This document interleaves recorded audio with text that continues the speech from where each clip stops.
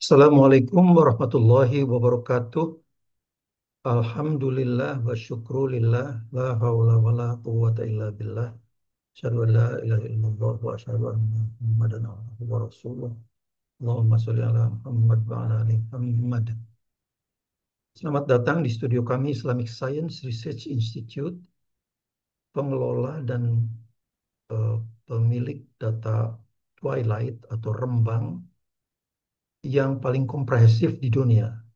Data kami sudah meliputi 5 benua, sebanyak sekitar 2.200 data twilight, artinya 2.200 hari, meliputi bagian paling selatan bumi adalah New Zealand, sampai dengan bagian yang paling utara adalah wilayah Arktik yang meliputi 4 teritori politik di Eropa, yaitu Norwegia, Islandia, Finlandia, Greenland, kemudian satu di Alaska, Amerika Serikat. Jadi itu. Tapi kali ini saya akan kembali mendiskusikan tentang kalender Hijriah. Pada 1 Muharram yang lalu eh, terjadi pembelahan di dunia Islam karena ada sebagian yang memasuki 1 Muharram itu pada 26 Juni 2025, tapi ada lagi sebagian yang memasuki 1 Muharram pada 27 Juni 2025. Nah, bagaimana duduk perkaranya? Eh, ini yang saya tunjukkan. Tapi dalam pemahaman yang saya miliki, seharusnya memang 1 Muharram itu jatuh pada 26 Maret, maaf, 26 Juni 2025. Berikut adalah analisis saintifiknya. Untuk itu izinkan saya men-share file saya. File saya, video saya ini berjudul sekarang, Mengapa 1 Muharram 1447 jatuh pada 26 Juni 2025? Seperti biasa, saya Tono Saksono dari Islamic Science Research Institute di Jakarta, Indonesia. Eh, untuk memulai ini, saya akan memberikan beberapa animasi dulu supaya apa itu?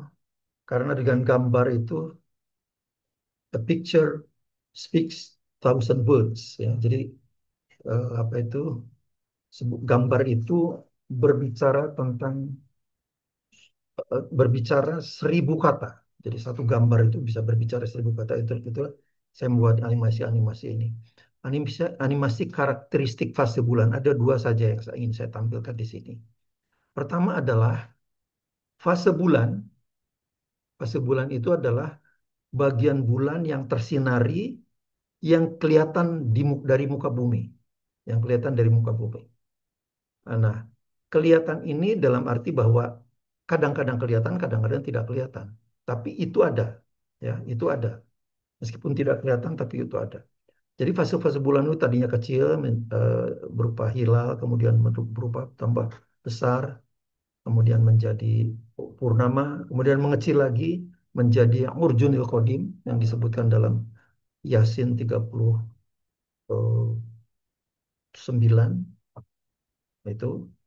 Itu semuanya sebetulnya fase bulan itu tetap terjadi meskipun bumi tidak berotasi, ya.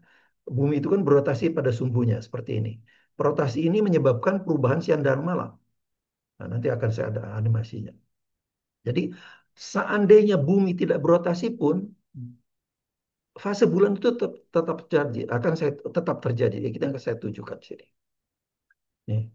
Jadi memahami fase-fase bulan itu judul anunya, saya. Nah, ini bumi itu berputar pada sumbunya seperti ini. Sehingga menyebabkan bulan dan matahari seolah-olah mengelilingi bumi. Itulah yang dinamakan gerakan semu, seolah-olah. Tapi seandainya bumi ini tidak berputar pun, ya, fase bulan itu tetap terjadi. Mengapa? Karena bulan itu mengelilingi bumi selama 1 bulan, selama 29,5 hari, itu satu putaran, 360 derajat. Itulah yang akan saya tunjukkan di sini. Perkembangan fase-fase bulan. Meskipun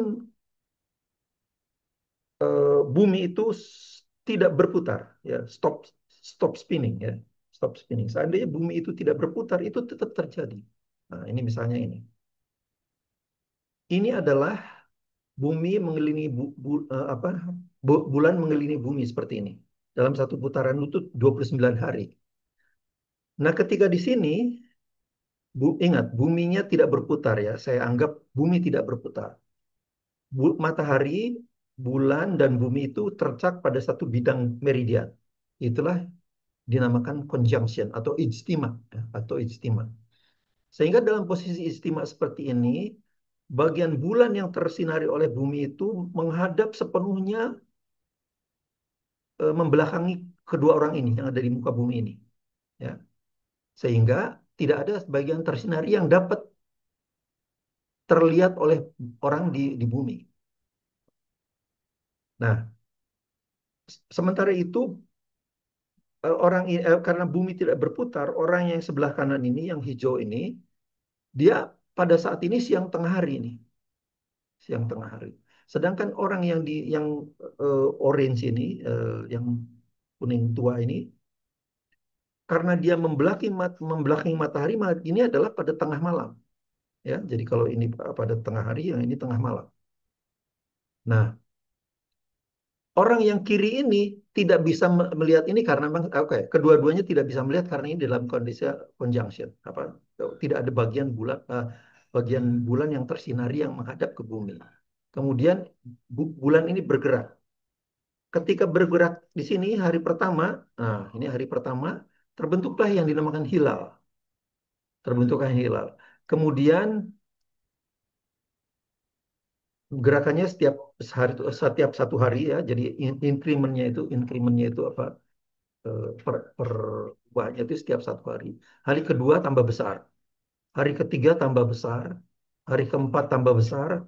Hari kelima, hari keenam. Nah, sampai hari keenam pun orang yang di sebelah kanan ini tetap tidak bisa melihat fase bulan yang tadinya kecil sampai besar. Tidak bisa melihat. Mengapa? Karena kalah oleh intensitasnya oleh sinar matahari. Ya, jadi itu harus dipahami. Sedangkan orang yang sebelah kiri juga tidak bisa melihat tadi perubahan yang dari kecil sampai besar ini, sampai hari ke-6 ini. Mengapa? Karena dia masih tertutup oleh bola bumi. Ufuknya kan ini. Ini join horizon, ya. Jadi ufuk bersama antara orang yang hijau dan orang yang orange ini. Baru ketika hari ke-7, bagi orang ini, bagi orang hijau ini, bulan setengah lingkaran ini tenggelam. Tapi bagi orang yang orange ini, bulan setengah lingkaran ini itu terbit. Nah, orang yang orange ini mulai melihat bulan seperti ini, langsung besar seperti ini. Jadi dia tidak melihat sejak kecil sampai hari ke-6-nya, hari ke-7 tiba-tiba dia melihat sudah besar seperti ini. Kemudian membesar, membesar, membesar. Selama membesar ini, orang yang hijau di sebelah kanan ini tidak bisa melihat karena dia sudah di bawah ufuk. Ya. Sebaliknya orang yang sebelah kiri, yang orange ini, dia terus melihat sampai makin membesar, sampai purnama pun dia bisa melihat. Yang kiri, yang sebelah kanan, yang hijau ini tetap tidak bisa melihat. Terus sampai mengecil kembali setelah purnama, mengecil kembali sampai dia hari ke-21. Nah, di hari ke-21 ini, bagi orang yang sebelah kiri, yang orange ini, bulan sebesar ini, namanya third quarter moon, itu tenggelam, tapi bagi orang ini terbit. Bagi orang ini terbit. Tapi bagaimana? Orang ini tetap tidak bisa melihat karena skala oleh sinar matahari yang terang benderang. Nah, dan selanjutnya, ya. Jadi kesimpulannya, seandainya bumi tidak berputar, tidak ada perubahan siang dan malam, Orang yang sebelah kanan, yang hijau ini, selama hidupnya, dia tidak pernah melihat bulan. Jadi, kalau memang seperti itu, kalau dia tidak paham sains, ya dia tidak percaya bahwa ada benda yang namanya bulan itu tidak percaya, karena tidak pernah melihat. Seumur hidupnya tidak akan pernah melihat. Sebaliknya orang yang sebelah kiri ini, yang orange ini, dia hanya tahu yang bulan itu ketika setengah lingkaran di first quarter moon sampai dengan third quarter moon. Setelah itu dia tidak bisa lihat lagi. Jadi bulan itu hanya tahunya bagi orang yang orange ini setengah lingkaran first quarter moon, kemudian membesar menjadi purnama, kemudian mengecil lagi menjadi third quarter moon. Udah, setelah itu dia tidak. Jadi pemahaman dia kalau dia tidak memahami sains ya tahunya ya bulan itu ya dari setengah lingkaran sampai purnama kemudian mengecil lagi menjadi setengah lingkaran. Itu anunya. Nah, sekarang berarti oke. Sampai dia istimewa lagi. Setelah istimewa ini tidak anu lagi. Oke. Kemudian saya akan tunjukkan juga jadi itu oke. Kemudian saya tunjukkan juga animasi tentang Yasin 37 sampai 40 sebagai definisi awal bulan. Sebagai definisi awal bulan Islam ya. Sekarang saya tunjukkan perhatian juga animasinya. Nah, tafsir surat Yasin ayat 37 sampai 40 sebagai definisi awal bulan Hijri. Awal bulan Hijri benar bulan Hijri dalam kalender Hijriah ya. Awal bulan Hijriah ya. Oke. Ini. Nah, ini anunya. Dalam ayat 37-nya surat Yasin itu mengatakan Allah berfirman seperti ini. Wa ayatul lahumul lail dan suatu tanda kebesaran Allah bagi mereka adalah malam. Kami tanggalkan siang dari malam, maka seketika itu mereka dalam kegelapan. Naslahu minhun nahar faidahum mudlimun ya. Jadi perubahan dan siang dan malam. Jadi Allah sedang menceritakan tentang perubahan siang dan malam. Kemudian dalam ayat 38-nya wasyamsu tajri li mustaqarril laha dan matahari berjalan di tempat peredarannya. Nah, kalau orang yang tidak mengerti sains itu kemudian akan mentafsirkan bahwa kalau begitu matahari yang mengelilingi bumi karena dan matahari berjalan di tempat peredarannya. Demikianlah ketetapan Allah yang Maha Perkasa dan Maha Mengetahui. Padahal itu sebetulnya yang dimaksud adalah gerakan semu akibat bumi berputar seperti ini. Nah, ini lagi dinamakan apparent movement. Jadi gerakan semu dari bulan dan dari matahari dan bulan. Jadi akibat ini berputar seperti ini, bumi berotasi pada sumbunya, kemudian bulan itu seolah-olah dan matahari ya bersama-sama seolah-olah mengelilingi bumi. Nah, itulah yang dijelaskan oleh Yasin 37 38. Dan matahari berjalan di tempat peredarannya, matahari berjalan di peredarannya, itulah yang dinamakan gerakan semu. Nah, sekarang kemudian eh, dalam ayat 39-nya dikatakan begini. Wal qamara qaddarnahu manazil hatta 'ada kal urjunil qadim. Dan telah kami tetapkan tempat peredaran bagi bulan ya, tempat peredaran bagi bulan sehingga setelah sampai ke tempat peredaran yang terakhir. Jadi bulan itu terus berjalan seperti ini sampai dia terakhir pada tempat yang terakhir, kembalilah ia seperti bentuk tandan tua. Nah, nanti akan saya tunjukkan. Jadi harus diperhatikan bahwa gerakan semu tadi, gerakan semu akibat bumi berputar seperti ini, maka bulan dan matahari itu bergerak secara semu sebesar kecepatan sudutnya adalah 15 derajat per jam. Ini HR ini hour ya, bukan bukan hari. Hour ini maaf karena saya sudah siapkan filenya itu dalam bahasa Inggris. jadi 15 derajat per jam. Sama-sama 15 derajat per jam. Karena ini gerakan semu akibat bumi itu berotasi pada. Dari mana 15 derajat ini diperoleh dari 360 derajat, bumi berputar ke sini dari sini sampai ini itu 360 derajat selama 24 hari, 24 jam. Jadi 360 dibagi 12 dapatnya 15 derajat per jam. Oke. Namun demikian, bulan ini seperti dikatakan di ayat 39 Yasin 39, bulan ini bergerak juga seperti ke sana. Secara mandiri ya, dia mengelilingi bumi sebanyak selama 29,5 hari dalam 360 derajat. Kalau 360 derajat dibagi 29,5 hari dapatlah 0,5 derajat per jam. Jadi kalau matahari tetap gerakan semuanya adalah 15 derajat per jam, kalau bulan gerakan semuanya adalah 15 derajat dikurangi setengah derajat. Jadi hanya 14,5 derajat per jam.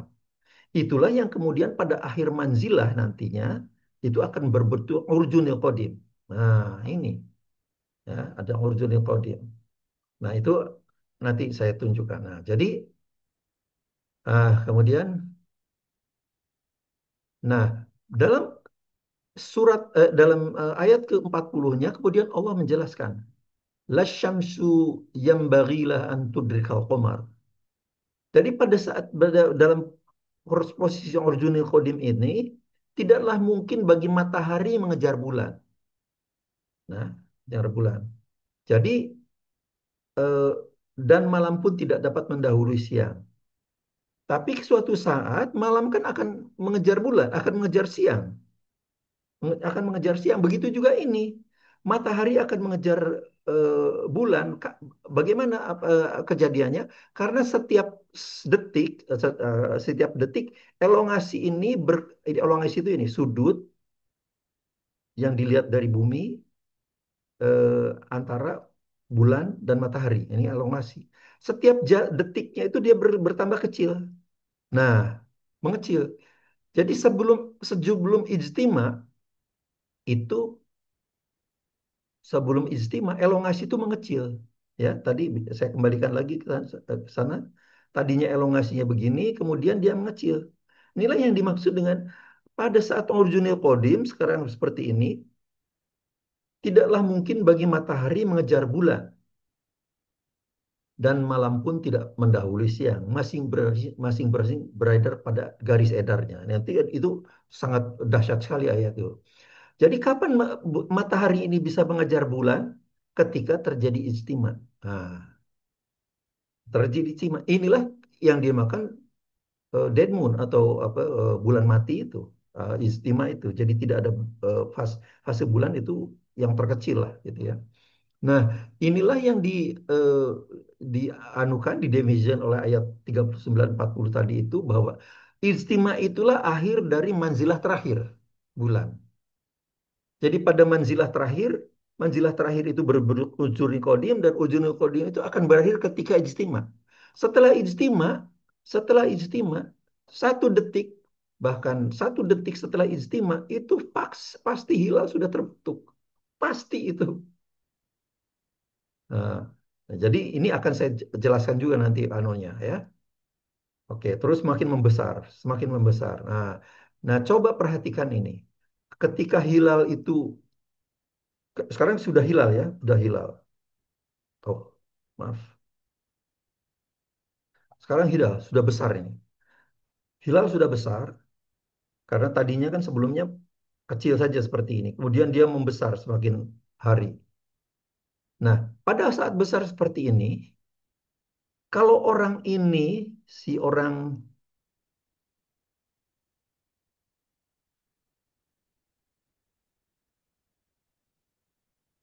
ini berada di sebelah bagian yang gelap, ya tentu tidak bisa melihat ini karena tertutup oleh bola bumi, ya toh. Sebaliknya, orang ini pun kalau dia siang hari karena kalah terang oleh sinar matahari juga tidak bisa melihat hilal yang besar. Satu-satunya kesempatan dia bisa melihat hilal itu adalah ketika maghrib, ketika sinar matahari meredup, kemudian dia bisa melihat. Tapi sebetulnya kalau tidak kelihatan pun itu hilal itu ada dan besar. Itu persoalannya. Oke, jadi itu. Nah, sekarang ilustrasi yang lebih simpel itu saya berikan seperti ini. Ilustrasi yang lebih simpel saya berikan ada seorang pengendara sepeda dan seorang pejalan kaki. Nah, eh, bersepeda ini kecepatannya adalah 20 kilometer per jam. Sementara orang berjalan ini 5 kilometer per jam. Kalau dia suatu saat sepeda eh, orang berjalan kaki ini dan pohon ini itu akan berimpit. Itulah yang dinamakan ijtima. Nah, sebelum terjadinya ijtima, jarak antara ini dan ini, itulah elongasi, itu bertambah kecil. Nah, bertambah kecil. Karena kecepatannya 20 kilometer, yang ini cuma 5 kilometer per jam. Ya toh? Itu seperti padanya tadi seperti matahari 15 derajat per jam, kecepatan sudutnya yang ini cuma 14,5 derajat per jam. Jadi semakin kecil. Nah, kemudian suatu saat terjadi istimewa. Tapi 1 detik setelah istimewa, ya pasti terjadi elongasinya bertambah besar. Mengapa? Karena orang si persepeda ini kecepatannya tadi 20 kilometer per jam itu berarti 5,6 kilometer per detik. Sedangkan orang berjalan kaki ini 5 kilometer per jam berarti 1,4 kilometer per detik. Jadi begitu detik pertama itu ya sudah si ini sudah kecepatan apa orang bersepeda ini sudah meninggalkan ini elongasinya bertambah. Kalau elongasinya bertambah itu berarti kalau dalam analogi bulan dan matahari tadi itu ya fase bulan terbentuk itu. Jadi tidak harus menunggu berjam-jam untuk anu. Nah, itu. Jadi itu. Nah, sekarang oke saya kira ini sudah tidak usah saya ini kan. Nah, visibility issues ya. Jadi isu tentang keterlihatan hilal. Nah, seperti tadi pada hari ke-24, hari ke-24 itu artinya sebelum istimewa ya. Ini bulan ini seperti ini, namanya waning crescent, hari ke-24. Hari ke-25-nya dia semakin mengecil karena sebelum sebelum istimewa kan, dia berarti elongasinya mengecil. Nah, sekarang semakin mengecil. Hari ke-26, ke-27, ke-28 atau 28 inilah dinamakan original kodim. Kemudian dia ijtima. Inilah titik nol. Jadi setelah ijtima pasti hilal. Jadi tidak harus menunggu berjam-jam, tidak harus menunggu 1 hari. Begitu 1 detik itu sudah terjadilah hilal. Kelihatan ataupun tidak kelihatan. Ya, karena sudah besar pun, sudah besar pun seperti ini, si orang ini kalau silo oleh sinar matahari ya tidak bakal kelihatan. Sebaliknya kalau dia berada di belahan bumi yang lain ya di ini ya tidak kelihatan karena di bawah ufuk itu anunya. Nah, sekarang saya akan tunjukkan visibilitas hilal di Afrika dan Eropa dibandingkan dengan di Jakarta. Oke, bandingkan di Jakarta. Oke, sekarang di Eropa dan Afrika atau Eropa ya. Nah, ini adalah ini yang hijau ini saya anggap adalah orang di Jakarta. Inilah ufuk Jakarta. Yang ini ufuk baratnya. Pada saat ini maghrib. Mengapa? Karena ufuk Jakarta, ini matahari di sana. Jadi ini matahari tenggelam. Jadi ufuk barat ini. Saat itu maghrib. Nah, kemudian bulan di atas ufuk ini. Di atas ufuk. Ketinggiannya itu katakanlah, ketinggian hilal itu ya ini. Dari ufuk barat diukur sampai ke tengah-tengah bulan ini. Pusat bulan. Nah, kalau dia 2 derajat, berarti dalam 8 menit, karena setiap derajat itu diperlukan waktu 4 menit untuk bulan itu tenggelam. Sebetulnya karena rotasi bumi ya. Rotasi bumi itu kan tadi 15 derajat per jam. Jadi kalau setiap 4 menit itu 1 derajat. Ya. Setiap menit itu 4 derajat. Jadi kalau 2 derajat, dalam 8 menit bulan ini tenggelam. Dalam 8 menit bulan ini tenggelam. Nah, oke. Jadi pada saat maghrib seperti ini, apa tuh? Maghrib ya, maghrib. di Jakarta. Nah, somewhere di kira-kira 10 jam di belakang orang Amerika ini, mungkin di Eropa atau di Eropanya mungkin di sudah sekitar ke Greenland ya, itu eh, atau di Afrika ya, orang pada saat itu sekitar pukul 6 pukul 8 pagi. 8 pagi ini ya, 8 pagi. Nah, tentu saja dia tidak bisa melihat hilal ini kan gitu. Nah, kemudian ufuknya orang Eropa atau Afrika itu ini ya ufuknya. Nah, kemudian yang karena bulan bumi berputar 1 jam, 2 jam, 3 jam, 4 jam, terus 7, 6, 7, 8, 9. Nah, pada 10 jam ya, setelah 10 jam karena orang Eropa atau Afrika ini 10 jam di belakang ini. Jadi setelah 10 jam, sekarang ini adalah ufuk Afrika ini. Ufuk Afrika atau Eropa gitu ya. Jadi orang di Afrika itu sekarang maghrib. Nah, karena sudah 10 jam, berarti eh,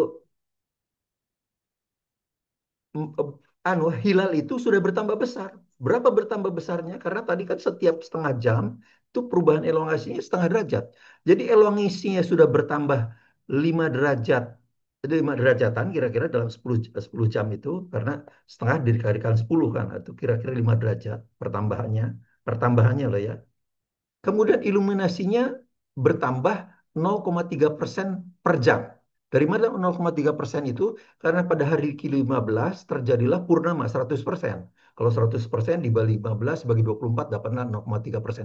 Tentu saja itu tidak linear ya, tidak linear. Tapi ini hanya hitungan kasar aja.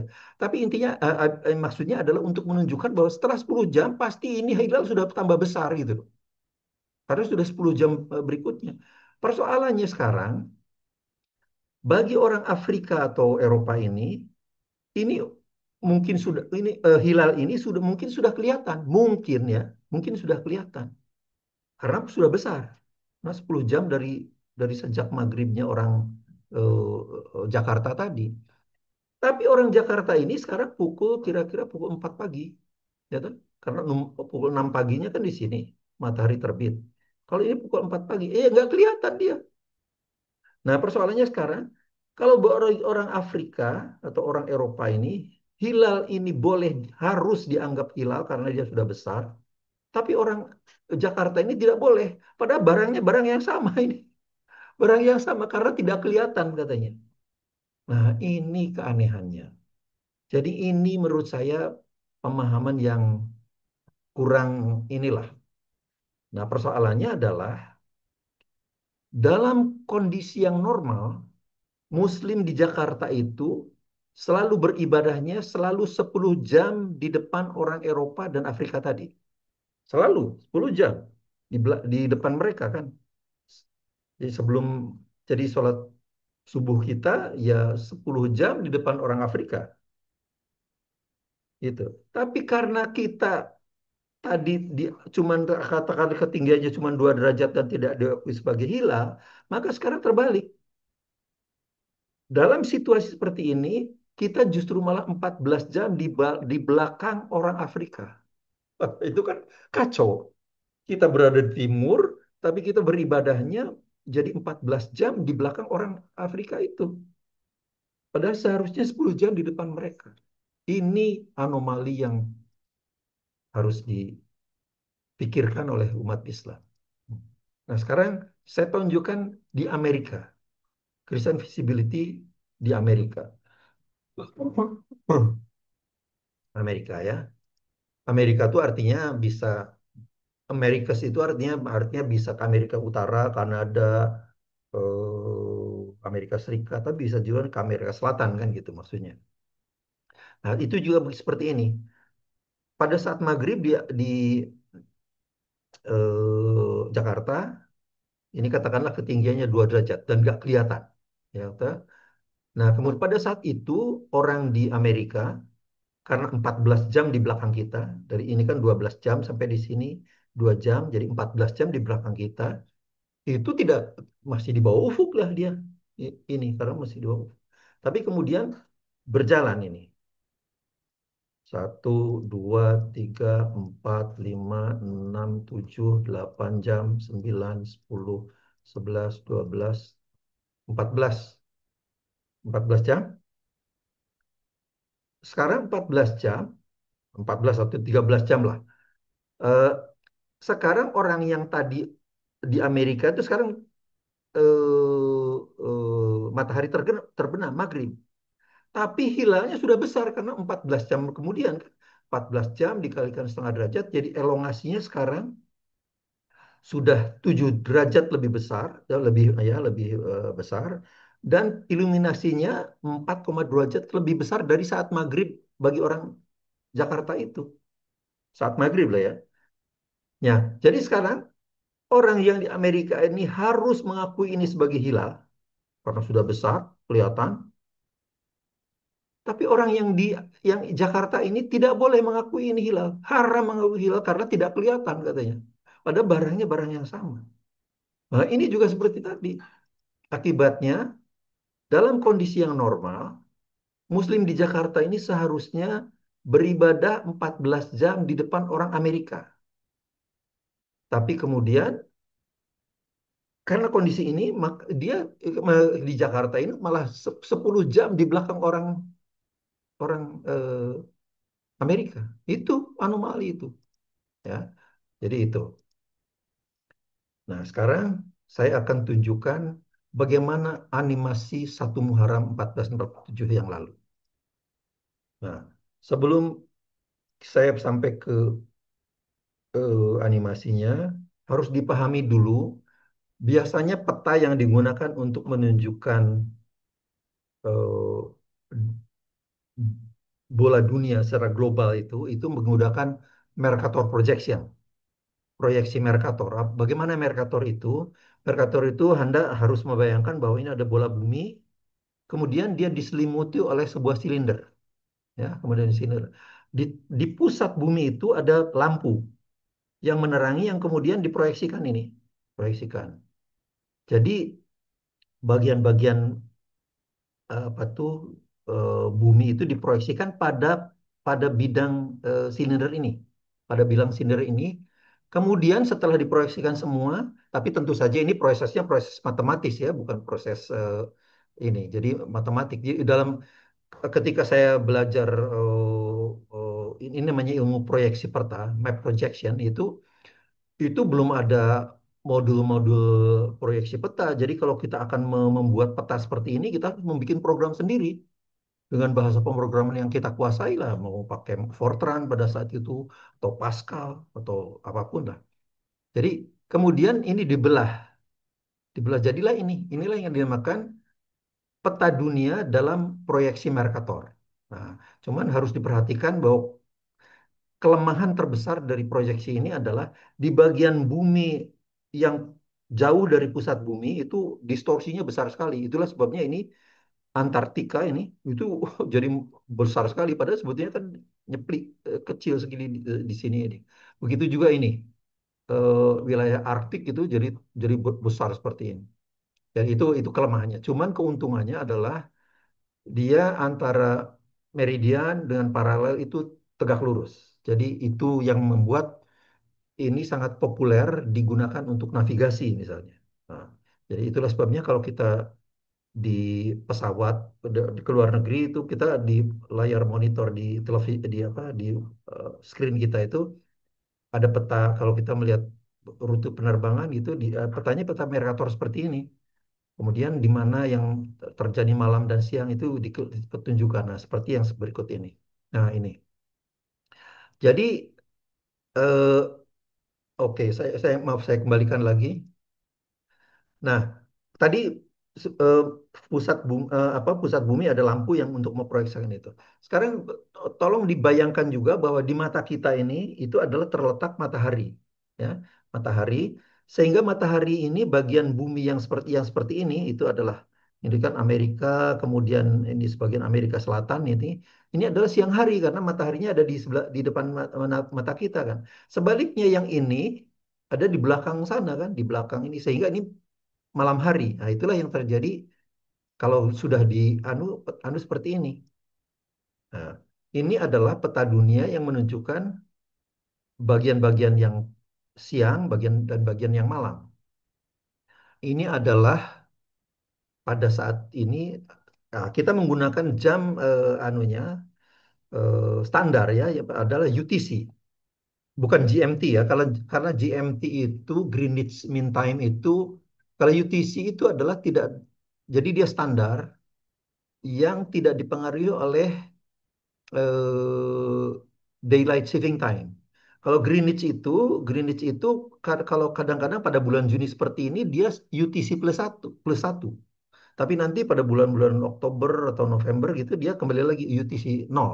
Ya, UTC ya, sama dengan UTC. Jadi karena seperti itu kita harus menggunakan yang standar yaitu UTC.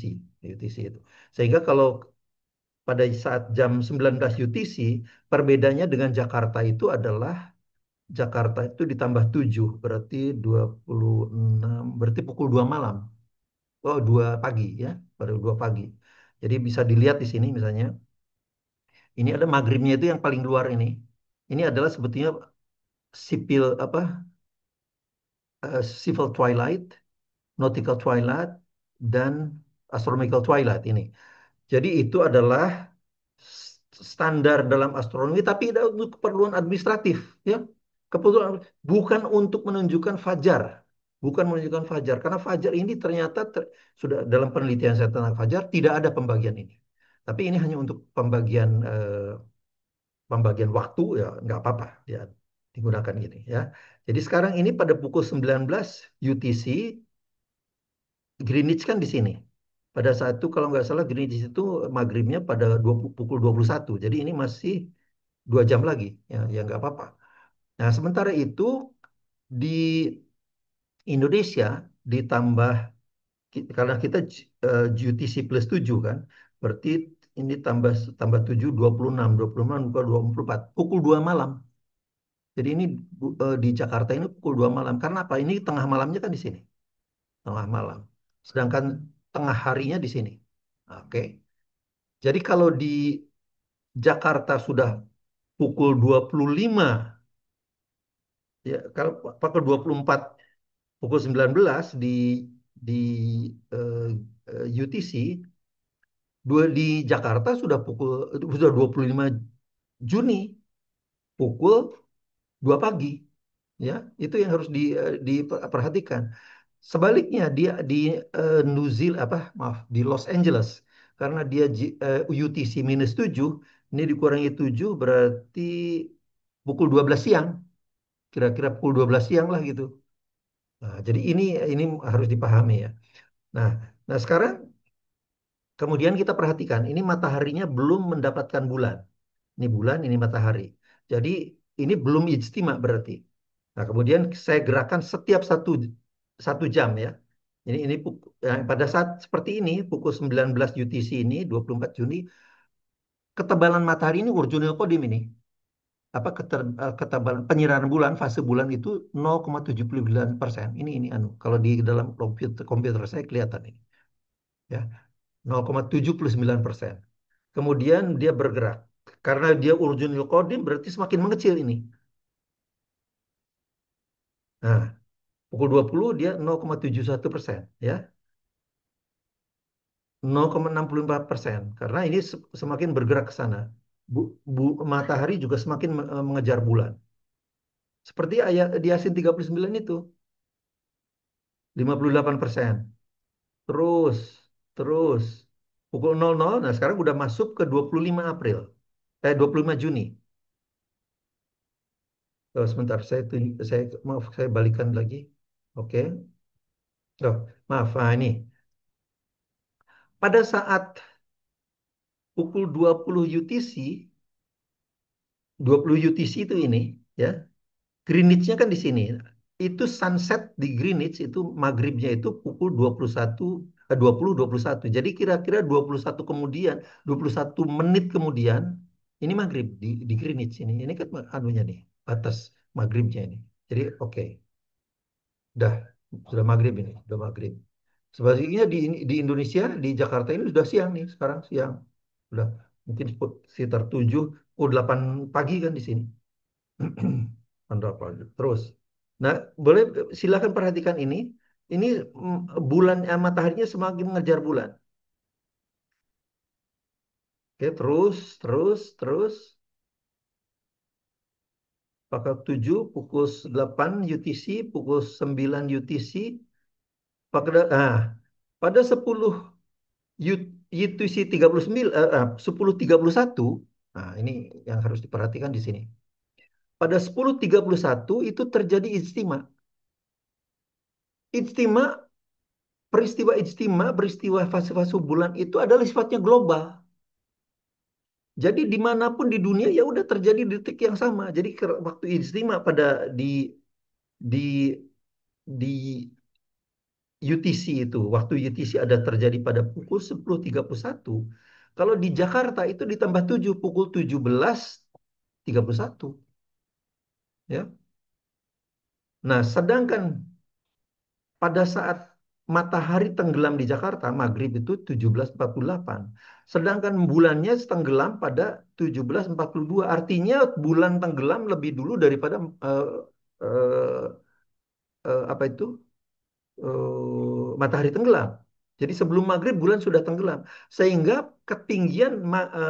ketinggian hilal pada saat itu, pada saat maghrib di 25 Juni 25 di Jakarta, memang ketinggiannya negatif. Tapi harus diperhatikan, tadi sudah saya jelaskan bahwa 1 detik setelah ijtima itu hilal sudah terbentuk. Nah, ini akan saya tunjukkan di sini.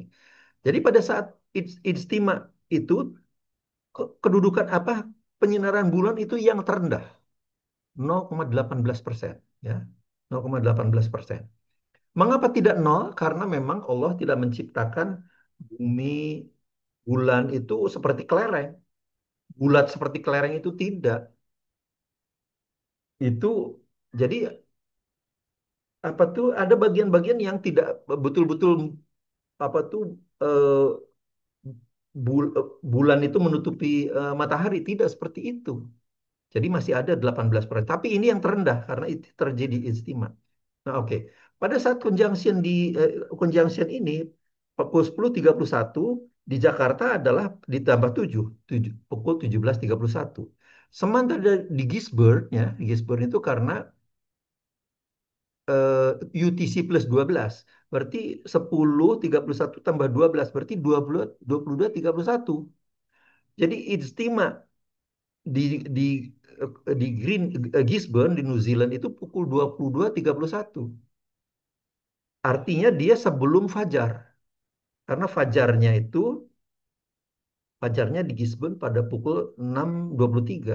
Tapi tentu saja konjungsinya terjadi pada saat eh, altitude apa tuh bulannya kan negatif karena dia pukul 22 malam, setengah 11 malam. Matahari tenggelamnya pukul 15:55. Bulan tenggelamnya pukul 17:42. Jadi memang negatif. Ya, negatif. Ya nggak apa-apa karena 1 detik setelah istimewa itu hilal sudah terbentuk. Hilal sudah terbentuk.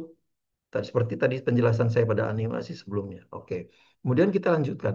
Boleh dilihat bahwa ini setelah ini apa?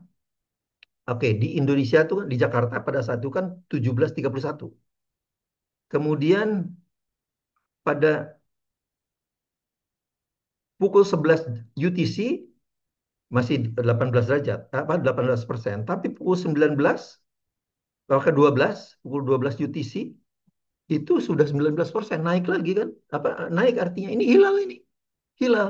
Di Jakarta pada saat itu tuh 12 ditambah 7 udah 19, pukul 19 jam 7 malam. Iya toh, jam 7 malam.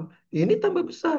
Jam 8 malam di Jakarta, 20%. Jadi meskipun dia di bawah ufuk, ini kan pukul 13 UTC kan berarti pukul 20 di Jakarta kan.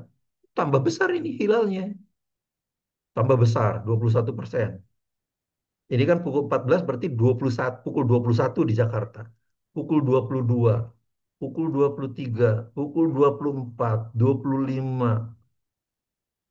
Artinya pukul 1 pagi ini sudah 26 ya, sudah 26. Nah, jadi sekarang oke. Sekarang pukul 20 berarti di Jakarta 27 pukul 3 pagi ini. Pukul 3 pagi, katakan pukul 4 ini, 1 jam lagi. Pukul 21 berarti di Jakarta kan tambah 7, 28, pukul 4 pagi. 4 pagi itu kan kalau orang mau puasa, itu sudah hampir puasa ini. Ini hilalnya sudah besar. Jadi meskipun tadi negatif, saat maghrib di Jakarta itu negatif, ini pada saat mau puasa, kalau ini bulan puasa lah ya, kalau ini bulan puasa, itu hilalnya sudah besar. Meskipun di bawah ufuk, pukul 4 pagi itu, menjelang subuh. Jadi ini yang harus diperhatikan. Jadi jangan cuman lihat hilal itu pada maghrib. Saat mau puasa itu yang paling penting. Nah, jadi ini anu, tentu saja ini bukan bulan puasa, ini adalah bulan Muharram kan. Oke, sekarang kita lanjutkan ini. Dilanjutkan pukul 22 UTC, 23, 24, kemudian. Nah, di sini pada Los Angeles kan kira-kira di sinilah ya. Los Angeles di sini. Pada pukul 4 UTC itu berarti di Indonesia itu pukul 11 pagi ya, 11 pagi di sini. Udah 26 Juni di Indonesia. Ini lihat, ketebalan hilalnya sudah 0,9%. Di Jakarta, apa di Los Angeles itu eh, sunsetnya, matahari tenggelam itu pukul 20.08. Jadi kalau ini 4, pukul 4, ini kan UTC -7 di Los Angeles itu. Jadi 4 itu kan berarti 28 dikurangi 7, pukul 21. Kira-kira 21 nih. Ya sudah maghrib karena maghribnya pada 20.08. Nah, kemudian, nah pada saat maghrib itu ketinggian hilalnya berapa? 8 derajat 28 menit. Elongasinya berapa? 9 derajat 28 menit. Jadi di Amerika itu wajib masuk satu Muharramnya itu adalah pukul 26. Karena ini kan 26 Juni itu kan UTC, waktu UTC. Tapi kalau waktu Los Angelesnya kan masih 25 Juni, tapi pukul 21 kan gitu. Karena dikurangi 7 jam, ya. Harus diingat, pada di, di Los Angeles itu masih maghrib 25 Juni, pukul 21 kira-kira gitu kan. Jadi jadi jadi karena 25 maghrib di di eh, Los Angeles itu eh, hilalnya besar, kelihatan ya, kelihatan 8 derajat 28 menit, kemudian elongasinya 9 derajat 20 menit, ketebalan hilalnya fase bulannya adalah 0,9%. Kalau di Amerika wajib ini diakui sebagai hilal, sehingga satu Muharramnya masuknya adalah 26 Juni, ya. Karena ini kan 24 di Los Angeles kan 25 maghrib, 25 Juni maghrib. Nah, sementara di Indonesia, di Jakarta, haram di anu di masuk 26 Juni karena tadi pada saat maghribnya hilalnya cuma di bawah ufuk. Kan gitu. Padahal hilalnya sekarang sama nih. Kan ini global ini. Ini global ini. 0,9%. Cuman di sini tidak kelihatan karena siang hari. Karena ini kan pukul 4 ditambah 7 berarti 11. Pukul 11 siang. Ya tidak kelihatan lah ini. Jadi itu yang harus dipahami tentang kelihatan dan tidak kelihatan. Hilal itu bisa sangat besar sekali, tapi tidak kelihatan. Apa sebabnya? Karena dia di bawah ufuk atau kalah oleh sinar matahari intensitasnya. Jadi ini terus, terus, terus, terus. Kamu sampai katanya kalau orang yang kemudian apa ya, madhabnya itu madhab visibilitas hilal, hilal itu harus kelihatan. Kemudian maghrib di Jakarta ini. Sekarang maghrib di Jakarta. pukul 11 UTC itu kan berarti di Jakarta 11 tambah 7. Jadi pukul 18 lah kira-kira. Ya, pukul 6 pagi, 6 sore gitu ya, 6 sore 26 Juni 20. Nah, terus ada orang bilang, "Nah, kalau ini baru hilal karena ini di atas ufuk ya. Coba di atas ufuknya berapa nih? Altitude-nya 11,3 derajat, 11 derajat 33 menit, elongasinya 13 derajat 25 menit. Iya, tapi persoalannya berarti yang tadi yang besar-besar tadi itu tidak diakui sebagai hilal karena tidak kelihatan katanya kan. Ini ini lucunya di situ ya. Jadi memang eh, menurut saya umat Islam harus anu lah, harus pemahaman tentang tafsir hadis itu mungkin tidak tidak akurat gitu ya. Karena itu jadi bertentangan dengan kalau hilal itu harus kelihatan itu malah bertentangan dengan Yasin 37 sampai 40 tadi itu. Karena pendefinisiannya itu setelah ijtima kata Yasin 30-40 itu ya sudah itu masuk awal bulan. Karena itu adalah manzilah terakhir dan manzilah terakhir itu berakhir saat ijtima. Jadi setelah ijtima hilal. Jadi tidak usah menunggu sampai berapa puluh jam lagi, berapa belas jam lagi sampai hilal itu diakui. Gitu. Yaitu jadi itu anunya. Nah, sekarang kesimpulannya bagaimana? Simpulannya eh, untuk mengawali bulan Islam, hilal tidak perlu kelihatan. Karena sains dan teknologi telah mampu menghitung dengan akurat ukuran fase bulan setiap saat, meskipun tidak tampak. Tidak tampaknya itu bisa terhalang oleh bola bumi, artinya di bawah ufuk, atau kalah oleh intensitas sinar matahari siang hari. Tapi hilalnya sudah besar itu. Sains dan teknologi bisa menghitung itu secara akurat, bisa membuktikan itu.